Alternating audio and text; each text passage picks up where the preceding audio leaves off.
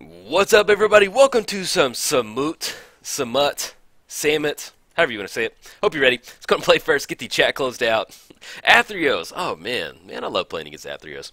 As far as our opening hand goes, we've got Temple of Triumph and Ancient Tomb. Inferno Titan. Little Angry Titan. Yeah, let's go. I would love to keep this. If this is a green source, oh, man, that would be beautiful. We do have the Scry. We're on the... Man. Let's try. Let's try. It's risky keep. We have the Scry. We're on the play. Yeah. Maybe we shoot them all. I don't know. We've got Cultivate. Maybe we can get ahead on land drops. Alright, let's lead off with the Temple of Triumph. Let's get some Scry. Or some Scurry action, according to Theros' pre-release opponent. He was just scurrying all night. 1,000-year elixir. Let's put that on the bottom. We're going past turn. Alright, we were playing Samut, Voice of Dissent, Flash, Double Strike, Vigilance, and Haste. Other creatures you control have Haste, then for 1 white mana, untapping another target creature. Playing against Athreos. I'll cover what Athreos does in just a second. Let's go and get the Ancient Tomb down. Let's go and pass the turn. If we just bust, we can bust this wide open with 1 green mana source. Let's do this. We're playing against Athreos, God of Passage, Indestructible. Devotion 7 turns into a creature. Then, whenever another creature you control dies, return it to hand unless target opponent pays 3 life.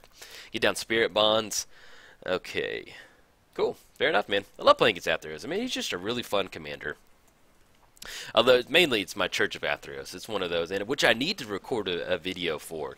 Yeah, Church of Athreos. I love playing Church of Athreos. It's my favorite commander deck to play.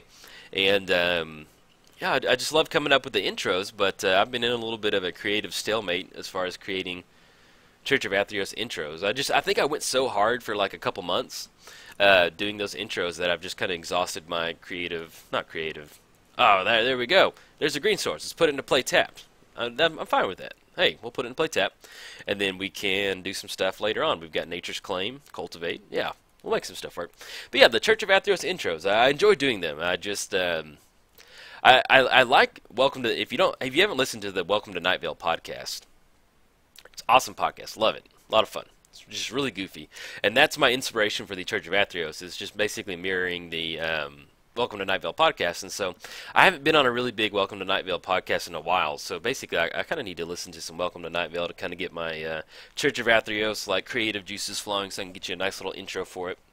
Because I always like, man, I look like a crazy person when I'm driving. I like practice those Church of Athreos intros while I'm driving. So I know there's probably been a few goofy looks at me. Okay, we do have a green source. Let's go ahead and go for the Cultivate. Get that down. Nature's Lore. Yes, let's go. We're looking at 1/2 off Ancient Tomb. Green. Let's go Cultivate. See if we can't get a... helps if we click on it. There we go. I don't know what that was about. Okay, so right now we need double red for sure. So let's grab a mountain. We're okay on white right now.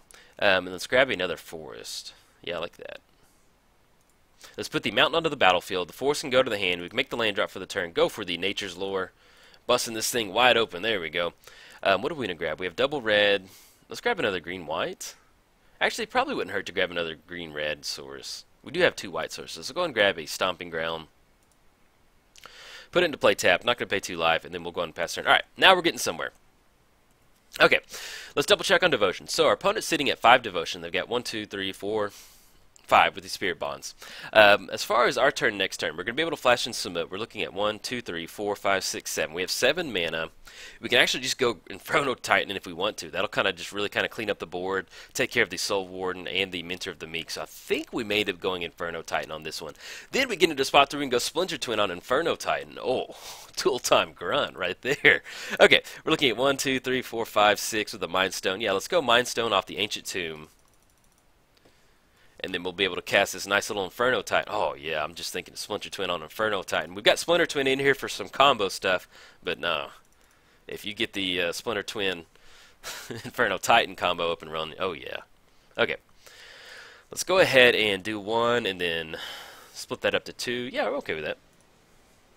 And we're going to be aggressive with our life, paying life on this one. Want to make sure they hit the graveyard. Inferno Titan's mad. He just threw a big old lava ball at them. Target non-spirit creature gains indestructible until end of turn. Sacrifice the spirit. Fair enough. They're going to hold on to that Mentor of the Meek with the Spirit of the Bonds. Do we want to pay 3 life? Wait, which one? That's getting... No, we're not going to pay 3 life on the token. Okay. Mentor of the Meek gains indestructible. So there's still going to be one more that's directed over at Soul Warden. They're going to gain that life. One gets damage. Do we want to pay 3 life to make sure that, yes, stay in the graveyard, Soul Warden. Get out of here. Alright, so now, next turn, we're on the Splinter Twin Inferno Titan game plan, which is just, oh, beautiful. Oh, not anymore. It's a bummer. Man, it's just kind of like little kid. Like, you know how you're a little kid, you daydream, you're like, alright man, we're going to do this, and we're going to go here, and we're going to see this, and like, I had dreams of me and the Inferno Titan, we're going to go to the museum later, we were going to, what else were we going to do? We're going to get some ice cream with Splinter, I'm trying to make it bigger for comedic value, but it's not going bigger, so we're not going to be able to do that. Anyway, but yeah, we had a lot of stuff planned out. We were going to get some ice cream, go to the museum, and he was going to invite all his other Inferno Titan brothers, but he got Swords of Plowshare, so he's got to go work at the farm now. Okay. Alright, let's read back. Our opponent's going for a Vampiric Tutor. Oh, man, I'm sorry. Just like, I start talking, and then I'm like, what? You're not making any sense, man. So, like, I've got the, like, my commentary where I'm just rambling, and then there's another part of me that's like, hey, man, you've been talking for a minute about going on a date, like a friend date with Inferno Titan. You okay, buddy? I'm okay.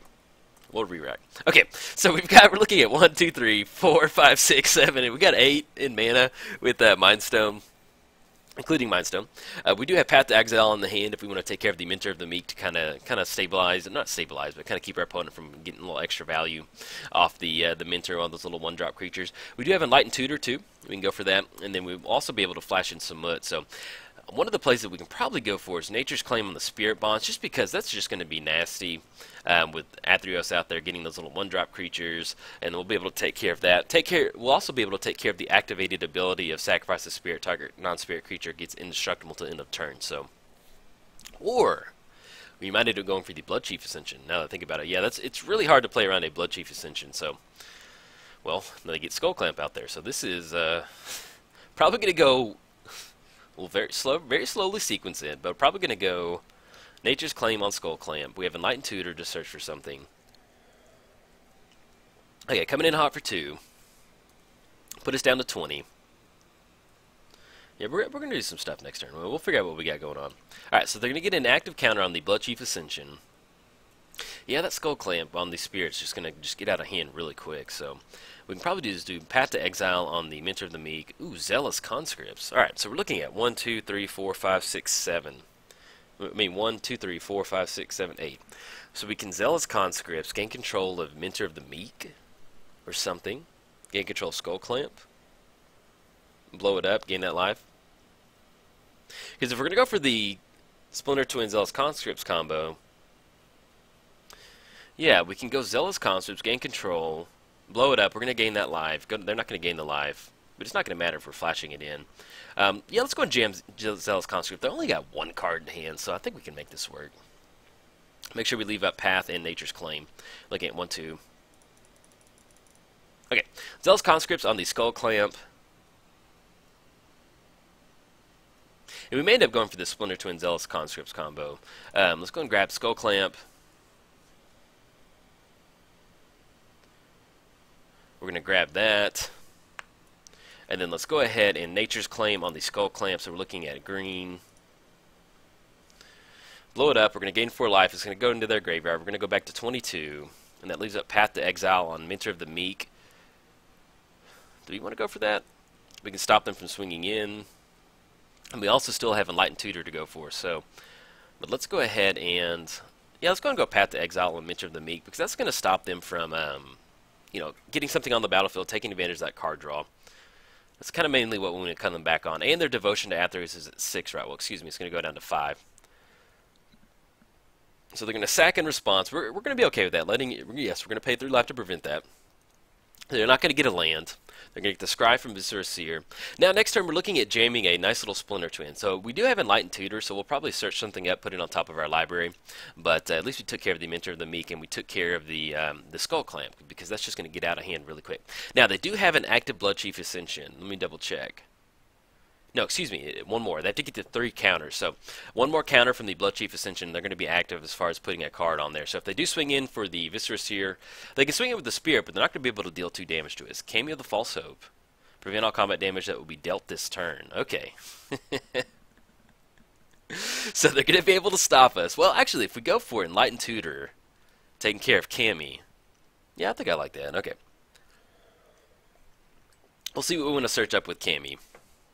I mean, not with Cammy, with Enlightened Tutor. We've got the Spirit Token swinging in for 1. It's going to put us down to 18. And then let's see what else. We need to get Samut down. I mean, we don't have to, but I always enjoy putting Samut down. Let's go for the Enlightened Tutor. Search the library for artifact and enchantment card. Put it on top. What sounds good, man? 1,000-year elixir, Sword of Feast and Famine, protection from black and green. They do have white out there. It's not really going to help us right now. Sylvan Library, Mirari's Wake. We can get down Mirari's Wake technically and get ahead on mana.